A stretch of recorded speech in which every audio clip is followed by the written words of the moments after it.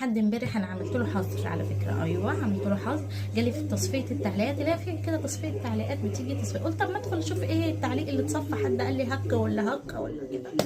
جيت ابص لقيته بيقول لي ايه في، مش عارفه اكتب، نسيت الجمله يعني ايه، فيما معناه ايه، انت عماله تضحكي عماله وبطل ايه، ما ايه يعني لما اضحك، ايه يعني، ايه يعني بضحك وبهزر مع الناس اللي بحبها وبيحبوني وبيتابعوني، انت مالك انت.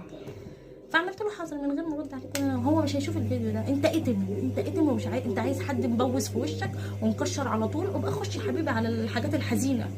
الحزينه اللي هي اللي تكئبك دي.